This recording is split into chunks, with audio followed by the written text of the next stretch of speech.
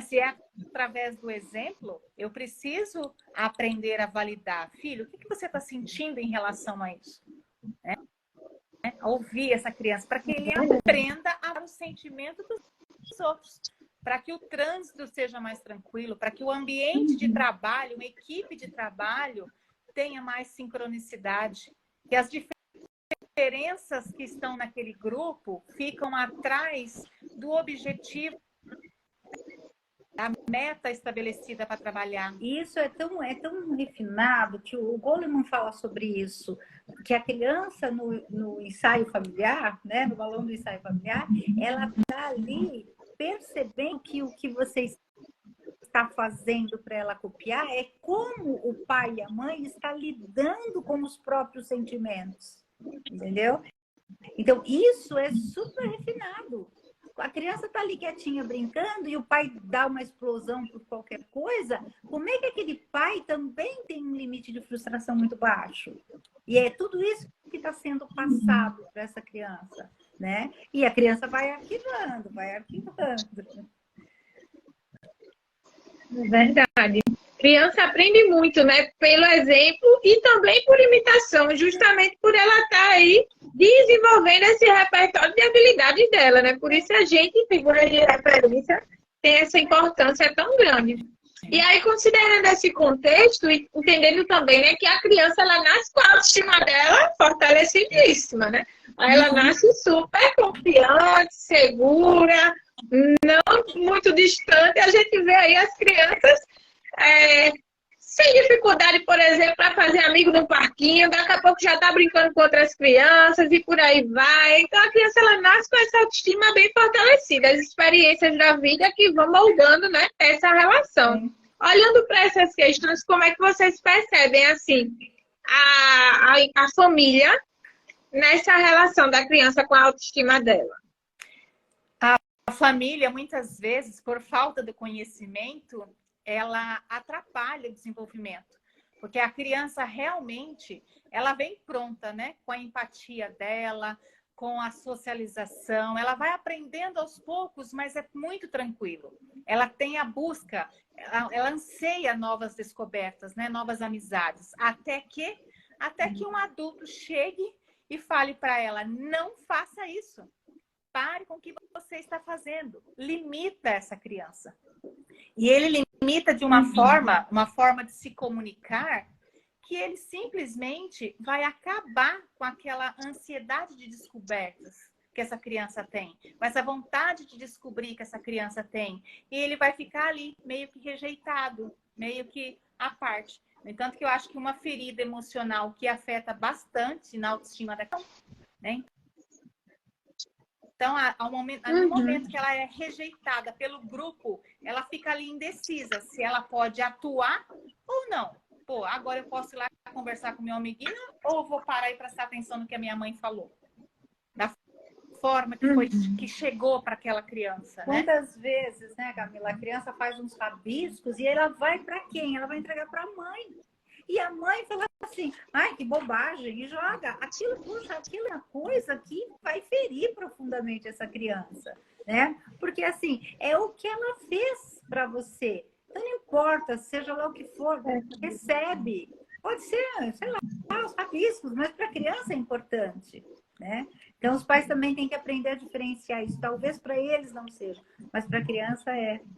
Ó, você vê como um outro ponto importante que prejudica a autoestima da criança. O excesso de rigidez ou o excesso de permissividade. Verdade. A falta de equilíbrio entre o que se entende por disciplina, que já está errado, tem que desconstruir também essa palavra disciplina para que ela venha dentro da psicologia positiva, né, de uma outra maneira. E o afeto, né? O afeto não é permissividade, o afeto não é dar tudo, o afeto não é permitir tudo.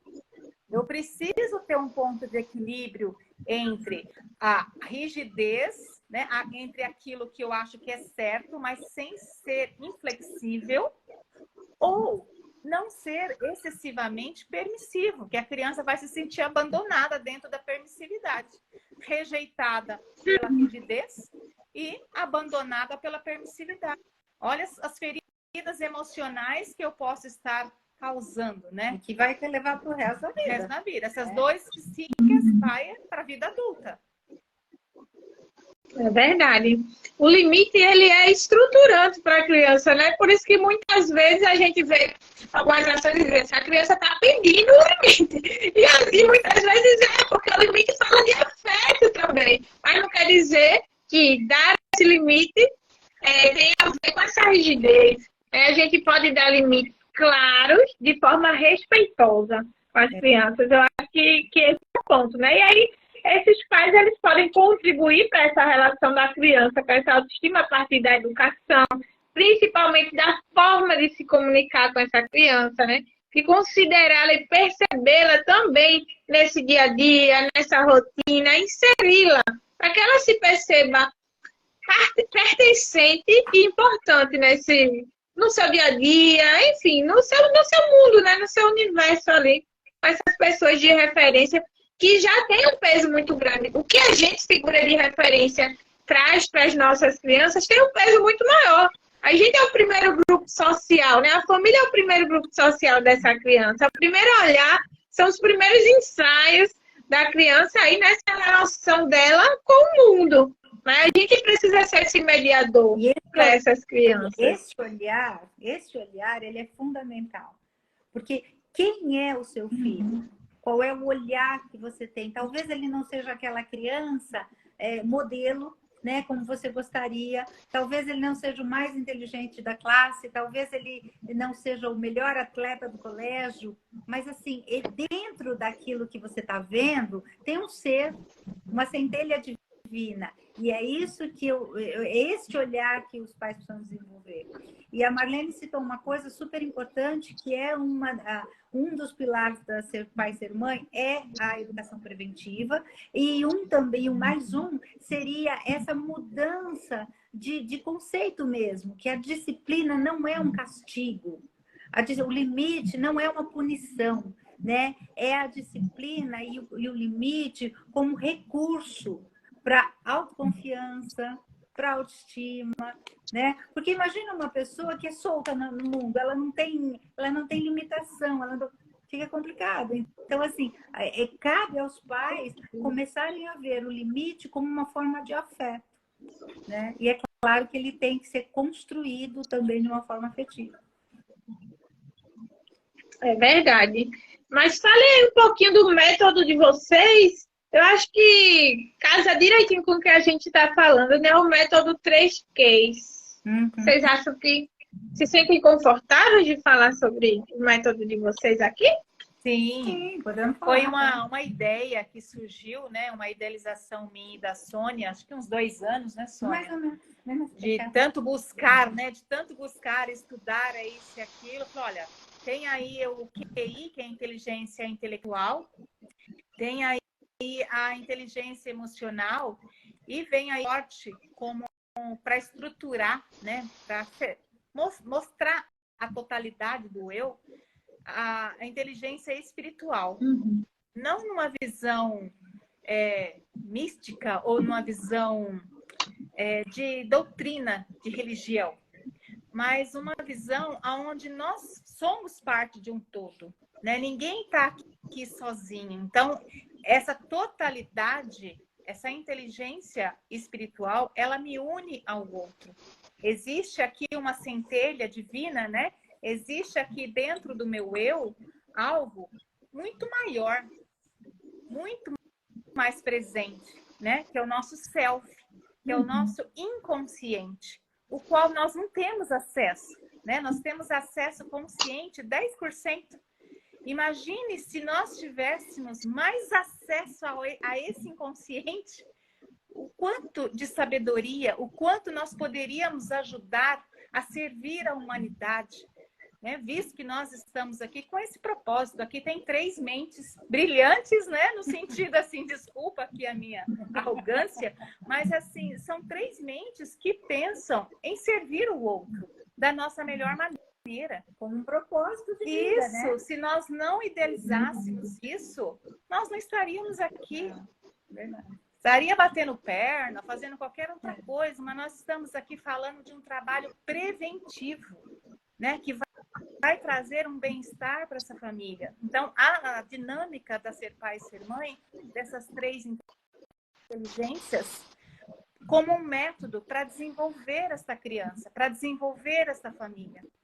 O QI, nós precisamos da inteligência intelectual. Eu preciso dela enquanto ser. Mas eu preciso da inteligência emocional para me conectar ao outro. Eu preciso do outro. E a inteligência espiritual para me conectar a algo maior, que é a totalidade. Nós somos parte do todo. E eu preciso trabalhar, eu preciso desenvolver essa criança além do intelecto dela, para que ela possa crescer saudável, para que ela possa também crescer fora da inteligência artificial, querendo fazer essa prestação de serviço para o outro. Porque essa é a nossa função aqui, né? Eu acredito que é o que faz o meu coração cantar. Então, eu acredito que é algo que eu já descobri, né, nas minhas buscas, que é o que eu quero. Então, se eu estou no meu trabalho, eu não estou trabalhando, né? Porque eu estou me sentindo realizada. Se eu me sinto realizada, eu não estou buscando ou colocando a minha doença, se eu tenho, como protagonista. Mas a motivação, a minha força para viver, ser maior. Então, você acreditar nisso é acreditar na junção dos 3 Qs como método. Então, acho que a Sônia também pode complementar a visão mais... A inteligência espiritual, ela já vem sendo estudada há alguns anos, né? E agora que ela caiu aí no gosto, né, da popular, ela tem a ver com o significado das coisas. Por que eu faço um trabalho como esse? Por que eu e a Marlene escrevemos um capítulo do livro? Por que você escreveu um capítulo? Por que nós desenvolvemos o método? Porque isso tem um significado. Então, não é mais só aquela coisa da mente racional, que é claro que a gente precisa do racional para poder fazer isso, organizar, né, conceituar. Nós precisamos dessa questão da inteligência emocional para podermos, né, também nos desenvolver, mas é a inteligência espiritual que vai nos dar além, né? Qual é o significado? Para que eu estou fazendo isso? Qual é o meu propósito de vida? Então, a inteligência espiritual ela tem muito a ver com o significado das coisas e o propósito que está nisso. Então, muitas vezes, Camila, a pessoa pensa assim, por que eu não prospero? Por que eu começo a fazer uma coisa e não dou continuidade? Lógico, tem outras teorias que a gente já estuda e que a gente já sabe onde é que está. Mas é porque você não está trabalhando de acordo com a sua essência. Olha, eu não consigo abundância, eu não consigo prosperidade, mas você está dando o seu melhor. Você conectou as suas inteligências para desenvolver? Você realmente quer desenvolver nisso? Às vezes a gente faz, mas não faz com aquela consciência. Ou às vezes realmente vem na minha vida para que eu possa mudar. Faz parte do meu processo de evolução e eu às vezes não aceito. Mas faz parte do processo de evolução. Nós viemos aqui para evoluir, né? Para crescer, para fazer a diferença positiva na vida do outro. Então, a junção da Ser Pai, dos 3 Qs, na Ser Pai e Ser Mãe, foi exatamente isso. Vamos fazer um trabalho preventivo. Vamos acolher os pais, sem julgamento, porque cada um tem a sua dor, tem o direito de doer, sim, e nós vamos ajudar a acolher essa dor para que ele não precise mais repetir nas futuras gerações. Muito bom. Acho que é um olhar necessário na nossa sociedade, né? Não só para pessoas de referência, pais e mães, mas para a gente como um todo, né? Enfim, achei muito, muito legal Camila, a eu proposta costumo de brincar, você. né, e dizer o seguinte: nós nascemos gente, nós vamos nos tornando humanos. Nem todos, né? Porque quando a gente olha para o mundo, você vê, nem todos. Então, assim, o nosso propósito também é esse, né? É fazer com que você, quando amplia a sua consciência, você tenha mais recursos para transformar seu filho num ser humano que possa contribuir, né, para que esse mundo seja melhor. Fazer essa conexão amorosa, fazer o preenchimento para você chegar nessa totalidade, para que que as lacunas existentes na minha vida, na dela, né, de todo mundo tem lacunas, elas vão sendo preenchidas com afeto, com espaço seguro. O que faltou, né? Todo excesso esconde uma falta. Então, se eu tenho excesso por compras, por vício, né? Qualquer um vício, eu tenho uma compulsão, existe uma falta. O que nós queremos com o nosso trabalho? Ajudar o pai e a mãe a encontrar essa lacuna, preencher, para que ela não repita. Para que esses desenvolvimentos aí, essas crenças limitantes, não vá para frente na outra família. Não siga nos filhos. E o que esses filhos vão ser? Mais prósperos, mais abundantes, mais felizes. É muito comum, né? Quando você fala em prosperidade, é muito comum a gente ver aí na internet, sextou.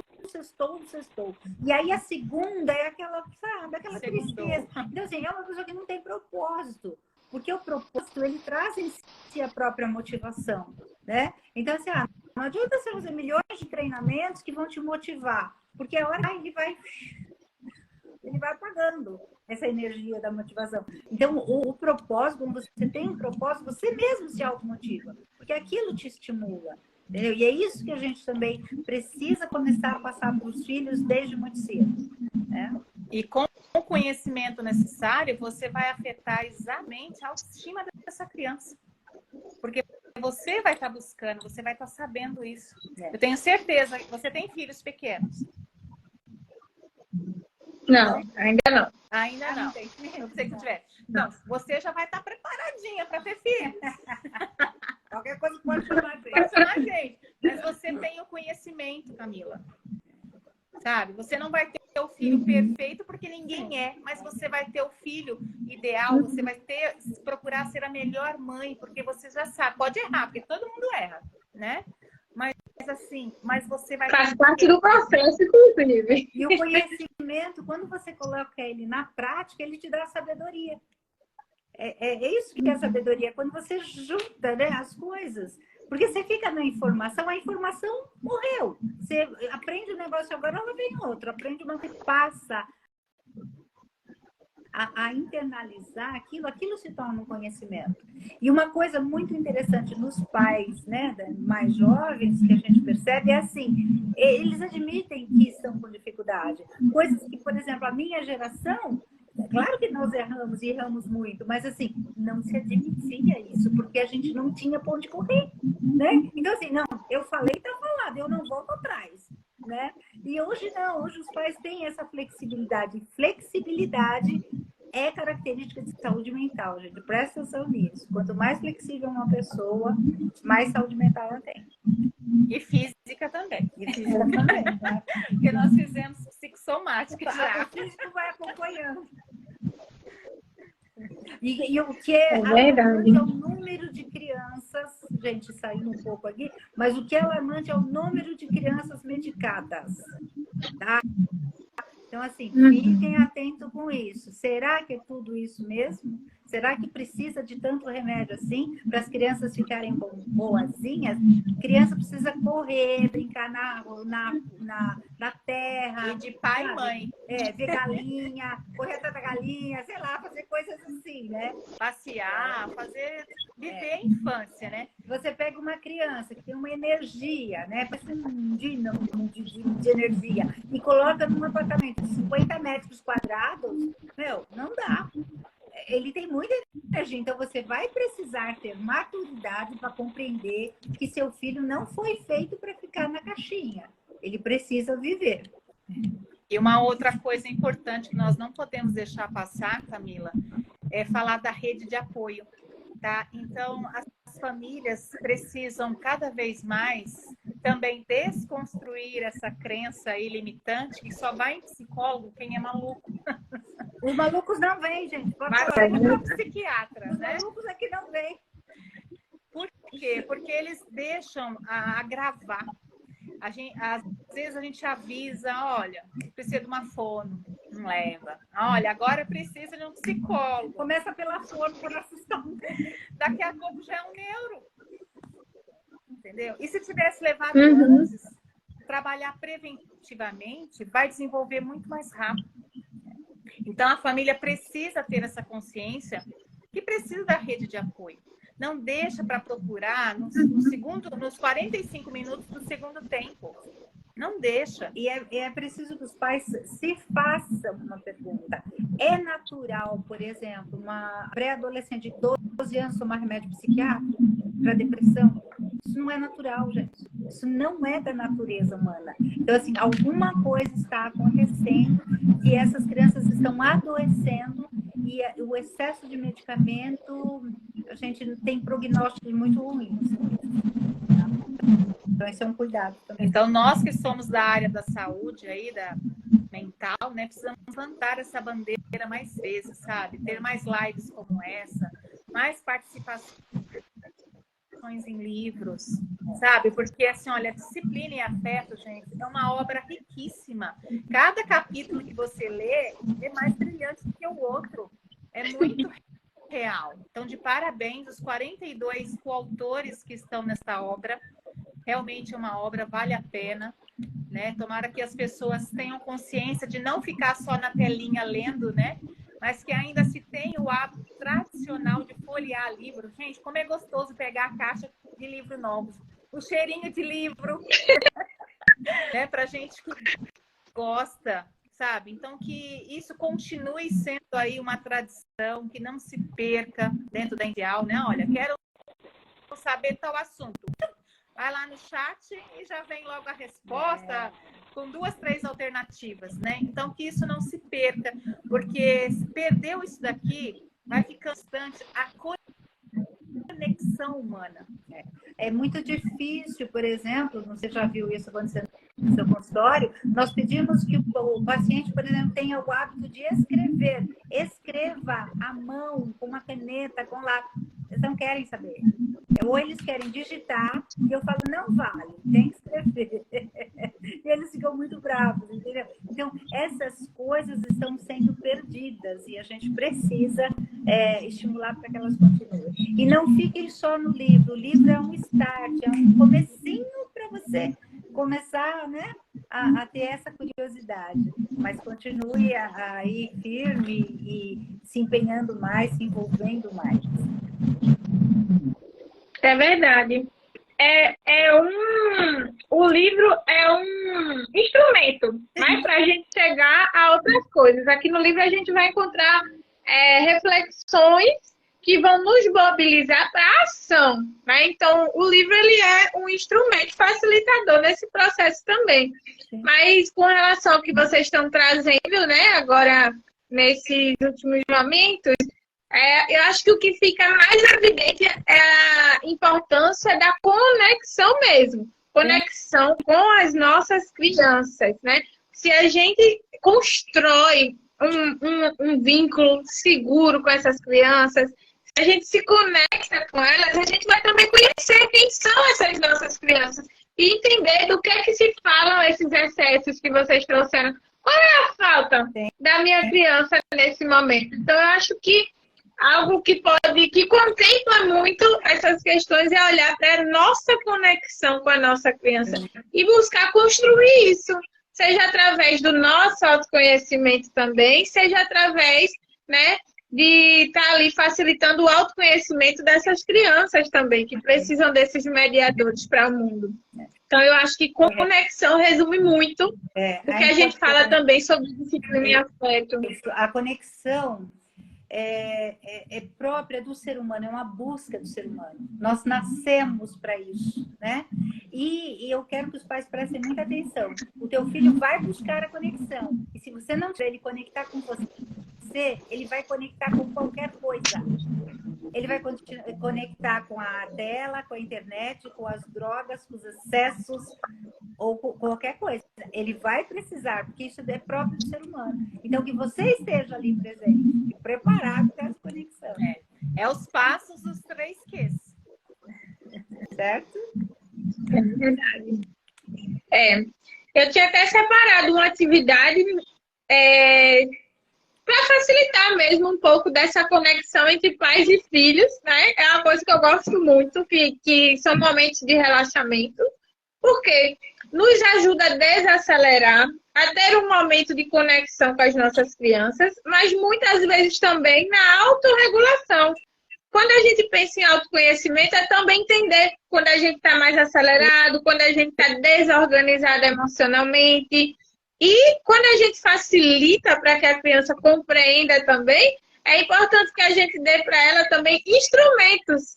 Muitas vezes a gente até consegue mostrar para a criança para que ela entenda o que ela está sentindo, certo? Mas o que é que eu vou fazer com esses sentimentos? Como expressá-los de maneira saudável ou lidar melhor com eles, né? Então, assim, relaxamento são atividades que eu acho riquíssimas e que muitas vezes a gente consegue construir esses momentos na nossa rotina para estar ali juntinho das crianças em um momentinho daquele dia onde a gente possa somente parar e desacelerar, principalmente no mundo onde tantas coisas acontecem ao mesmo tempo e nessa rotina que muitas vezes hoje está tão insana. Que até quando a gente pega a agenda das crianças, a gente diz, gente, qual é o momentinho que essa criança descansa? Né? Porque são tantas obrigações e responsabilidades que eu vejo como muito importante ter esses momentos também de desacelerar. Né? De ter um relacionamento consigo e com as pessoas mais próximas. Então, um relaxamento que eu gosto muito, sempre que eu posso eu trago, é o relaxamento através da respiração abdominal. Por quê? Porque é algo simples, onde a gente vai se conectando com a gente, olhando a nossa respiração, e que a gente pode fazer enquanto adultos, também as crianças, separados ou juntos também. Né? É algo que é fácil. Então, se a gente coloca uma mão em cima do peito, outra mão aqui no abdômen, né? Onde seria a barriga. Vamos lá? E aí a gente vai, respirando igual a respiração de bebê. Como é que o bebê respira? Ele utiliza, a gente vê a barriguinha dele, né? Subindo e descendo. Essa é a ideia desse relaxamento. A gente vai respirar assim como o bebê. E aí a gente vai se concentrar, desacelerar de fato e se concentrar apenas na nossa respiração, buscando essa conexão com a gente mesmo, esse momento de tranquilidade, né? Focando a nossa respiração apenas no nosso abdômen. Concentrando e perceber, né? Nosso abdômen, nossa barriga subindo e descendo e construindo esse momento de maior tranquilidade. Esse relaxamento, ele é uma técnica que é muito simples, que no início, para a criança ir se percebendo, a gente pode utilizar, inclusive, em frente ao espelho, para que ela observe o movimento do corpo dela. Então, enquanto ela está fazendo, a gente vai mostrando para ela, de frente para o espelho, ela vai se percebendo também nesse processo. Até que isso se torne mais natural e ela possa também fechar os olhos e fazer isso, né? Relaxamento é o seguinte, é prática. Nos primeiros momentos a gente pode até não sentir os efeitos, mas se a gente faz com frequência, a sensação de bem-estar, de calma, essa autorregulação, ela vai chegando cada vez mais rápido, né? Que os pais que quiserem, quem tiver interesse em receber um arquivo onde fala sobre essa respiração abdominal, é só tirar o print aqui da tela da gente, marcar a gente, que eu envio, né, em PDF, toda essa explicação, né, do porquê fazer um relaxamento, para que serve, explicando, né, como faz. E é isso. Enfim, é um momento que pode ser rico também nessa relação desses pais com esses filhos. Quem tiver interesse, só tirar o print que eu encaminho para vocês. Mas, você vai tirar um print nossa, Camila? Vamos tirar? Então, vamos. Vamos tirar, vamos segurar nosso livro para tirar nosso print. Deixa eu tentar aqui. Você consegue tirar aí? Vou botar. Vai, vou tentar tirar. Acho que não sai melhor. Peraí. Ai, cadê? Deu? Foi? Não. Espero que tenha ido, mas se não foi, eu tiro da tela mesmo e envio para vocês. Legal. Mas é isso, gente. Foi um prazer estar aqui com vocês hoje. Como eu disse, né? Li o capítulo de vocês, gostei muito da forma como vocês trabalham, desse respeito que vocês têm, né, com os pais, com as crianças que chegam no espaço de vocês. Para mim é uma honra estar dividindo esse momento aqui à noite com vocês. Inclusive, dividir espaço, né, nesse livro com tantos profissionais potentes aí e com tanta riqueza de conteúdo, né, para estar contribuindo aí para as famílias, para o desenvolvimento das crianças de modo geral. Então, só agradecer aí por vocês terem topado estar aqui junto comigo hoje. E é isso. Se vocês quiserem fazer algum resumo, falar um pouquinho mais, fiquem super à vontade. Nós aqui agradecemos o seu convite. O teu capítulo é belíssimo. A autoestima é um dos pilares, né, da saúde mental. Ela é super importante para uma criança. Não tem a ver com a aparência física, não tem a ver com cor de cabelo, tem a ver com aquele interno, né, com aquela autoconfiança. Eu sei que eu estou aqui, eu sei que eu tenho o apoio da minha família, eu sei que eu posso, que eu vou entrar na universidade, né? Então isso faz muita diferença. Não é mesmo? Muito obrigada, viu? E é uma alegria mesmo estar aqui, né, compartilhando conhecimento, né? Não há saber mais, saber menos, né? Saberes diferentes, né? E eu gosto de seguir uma frase do Jung, né? Do psicólogo Jung. Ao tocar uma alma humana, seja apenas uma outra alma humana, né? Em que nós possamos continuar essa conexão para conectar pessoas. Igual nós estamos aqui agora, conectados, né? Que nós escrevemos no livro que possa ser realmente essa conexão. E se ficou alguma dúvida de algo que nós falamos aqui na live, pode mandar no nosso direct, na nossa página lá, que a gente responde na medida do possível. E que os pais nunca se esqueçam que a infância é uma só e ela passa muito rápido. Logo, logo a adolescência chega aí, né? Espero que É verdade. Muito obrigada, gente. Uma boa noite. Boa noite. Espero que a gente tenha mais momentos como esse por aí ao longo da nossa jornada. Tchau, tchau. Boa noite.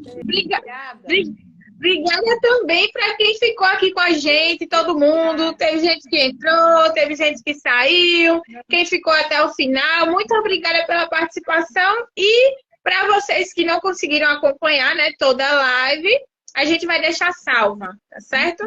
E é isso. Boa noite para todo mundo. Obrigada. Tchau, tchau. Tchau, tchau.